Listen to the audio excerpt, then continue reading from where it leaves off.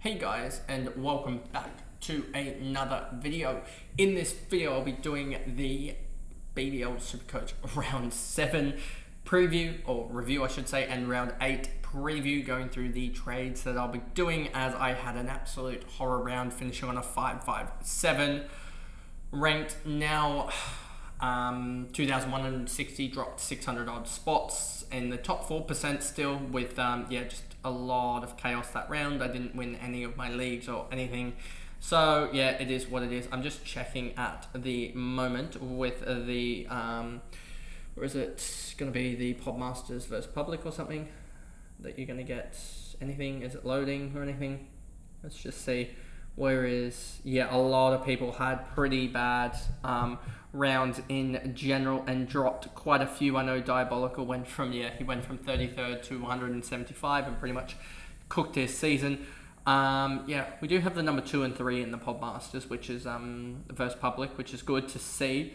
But yeah, a lot of people just got stuffed over this round. I think it was a game-changing round having the batters this round, and that's just what a lot of the experienced coaches just didn't want to take that risk, and the people that took the high risk got really, really rewarded well. So anyway, let's just jump into this video. It's probably going to be a hard one to record, but I think it shows it will be sort of insightful for next year, I feel like, and being able to take that risk. But yeah, 557. Top 60% for the round, etc. And yeah, if we just go here, I know that a lot of there's a couple of mates of mine that are actually up here in the rankings, if it will load. I don't know why this is going so slowly.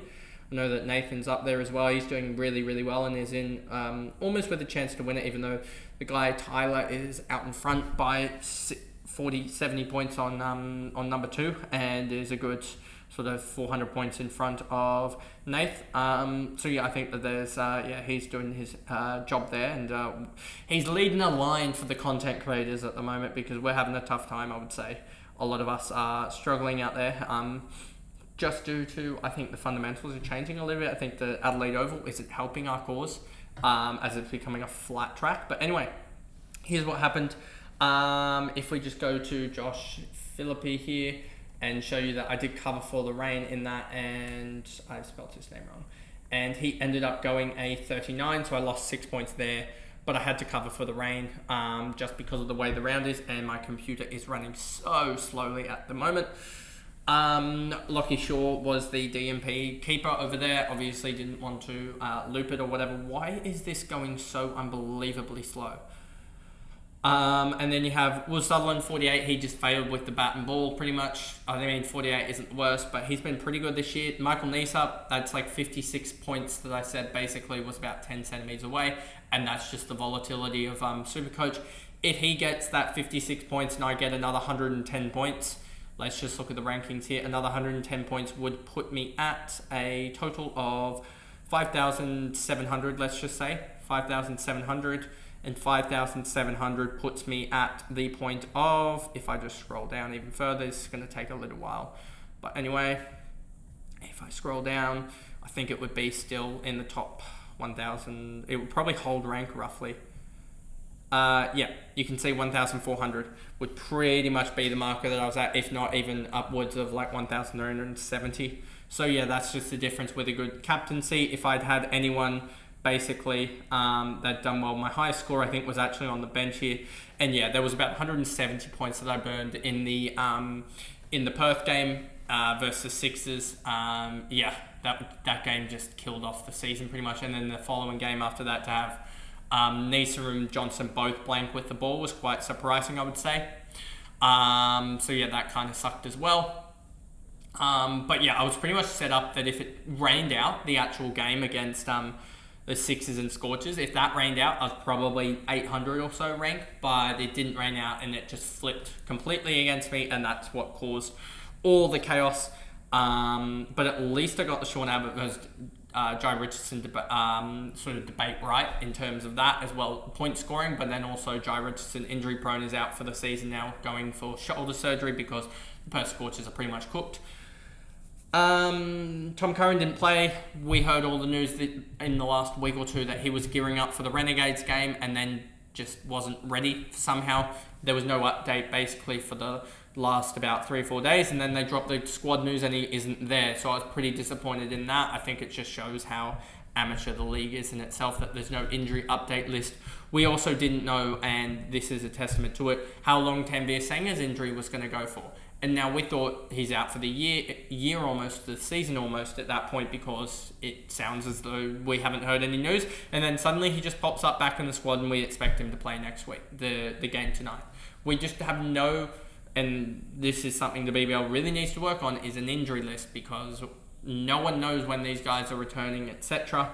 And they sort of just pop out of nowhere. There's too much squad volatility in the fact that players just come and go so quickly. I think also the local replacement rule that they have to be named in the 14 or the 12 is one of the dumbest things that I've ever seen.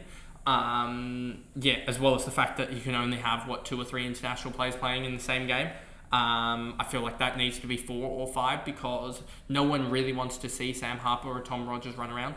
So, yeah, I think that's just the big sort of changes I hope that the BBL will include, but we know that they won't listen to fans or do anything, because they're just trying to save this sinking ship at the moment, because they don't want to privatise the league. But yeah, Tom Curran, that was a disappointing news to hear. Marcus Stoinis 19, Chowdhury 15, and yeah, you can see if Turner's points are on field there over Allen, that's another 86. Add that to the captaincy, and suddenly I'm looking at, instead of 1,400, I'm looking at like 1,200. But that's how BBL SuperCoach goes. Tom Rogers 52, Spencer Johnson 57, of which 52 were with the bat, which, what the heck. Sean Abbott 94. I kind of wish that I'd been able to get one of the Sean Abbott or Ben DeWash's next year is probably going to have, Ben DeWash's next year is probably going to have the batter status, I would think, given that he has scored so far already, I think about 150 points through batting. Let's just look at it. 34, 38, 47, 50, 70 runs. He's scored 120 points in batting. I don't know how much percentage of your points you have to score from one discipline, but what did I say just then? 120 points through batting out of how many points in general has he scored? Fantasy stats. Give me points, please. Can you actually swap? Let's just see. Summary. Is there any total points? So he scored 120 out of 433. If we look at his season totals, how many catches has he taken? Just so that you can see if it will swap. This app is almost becoming untenable. That's how slow it is. So yeah, he's taken with the ball something like so out of 423 points minus 120, he has 303 points from bowling and 120 points from batting, which means that his total percentage from batting, I believe 120 divided by 423 is 28%. Surely that is enough for DPP. Given that Matt Short got it from, I think, like nothing with the ball. Short, let's just look at Short last year. Short got DPP for, let's just see, last year.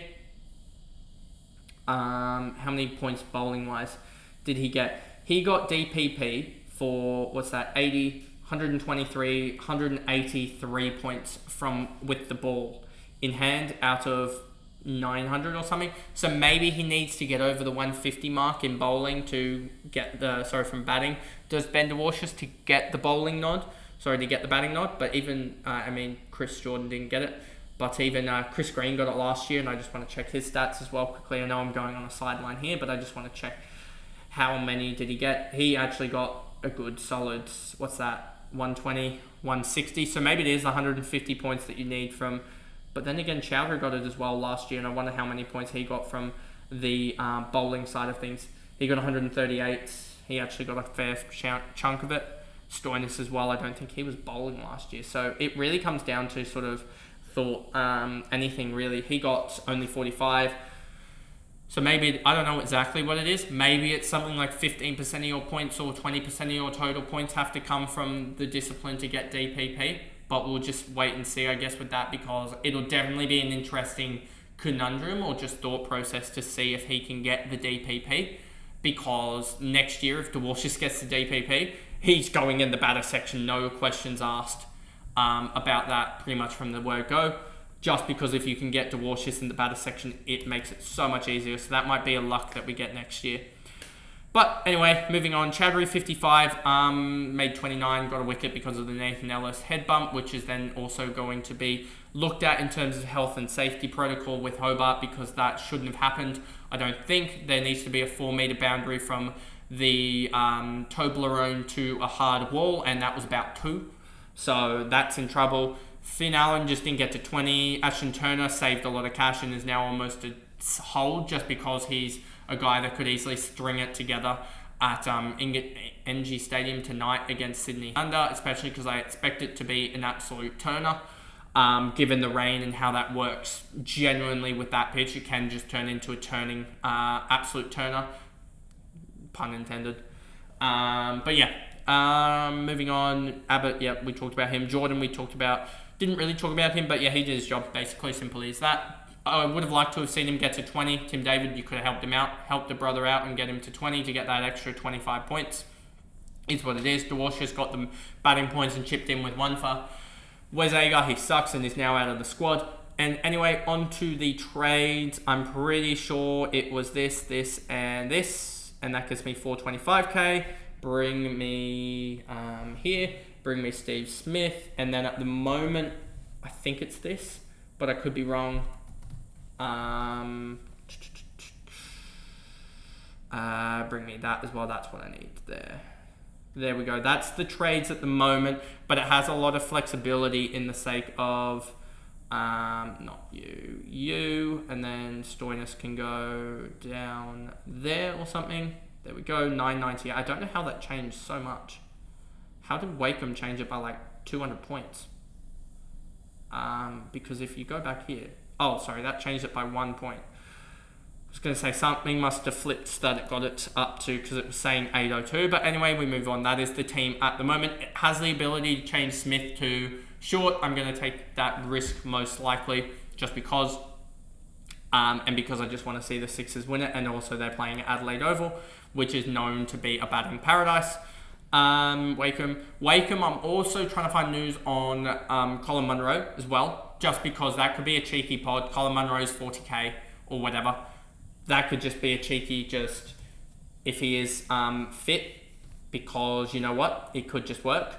At the G, season on the line, he could just pull out an absolute saviour of an innings, given that he hasn't been able to bat to save himself at the moment. But we saw in 2023 him pull out a 190 performance and an 88 in a single. So that's all depending on Turner's performance tonight. If Turner goes and scores 100 and something or whatever, or scores more than about 50, I'll just take his performance. But if he doesn't if he fails, then it's either Wakeham or someone that I'll look to turn to on a single game week, a batter probably, and just go from there. Or I could go to a bowler, but I don't think there's many guys. But we'll see with squads named and how it ends up, if any guy is in that sort of region of being playable, I guess. But anyway, I think that's a good point to stop on. Obviously, Green and Turner emergency for tonight's fixtures. Hopefully they can put up some big scores, because then I can, I guess, use some trading options to, I guess, get better players almost in a way. Because if Green goes nuts, then I can put I can put Marcus Stoinis on field, put Liam Scott into that place, etc. And then put a Tim David here, and then Wakeham doesn't matter.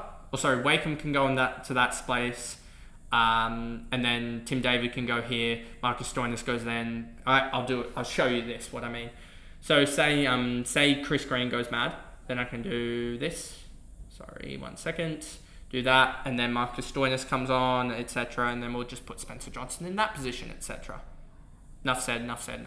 That's what I'm looking at. But we don't know about that, and give me this way so that I can have it set up properly so that I can go either way. But yeah, that is the current setup. I'm hunting around for Colin Munro news. I did think about like a Fraser McGurk at Ninja Stadium. We've seen players go off in the past at Ninja Stadium. I just don't know at the moment. And I mean, he is, what is Fraser McGurk at this point?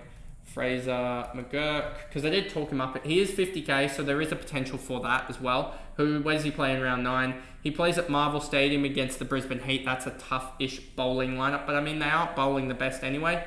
So we'll look and see how that goes and what's the go with that, because I could look at also a round 9 potential player potentially, etc. Could look at maybe a Marley Beardman or something like that on a given that he's probably going to debut, but that would be tonight anyway. So don't probably want to use that anyway. But yeah, that is what it is. That's my team at the moment, my review and preview. Just trying to get through the year, do some random things and see if they pay off at the moment.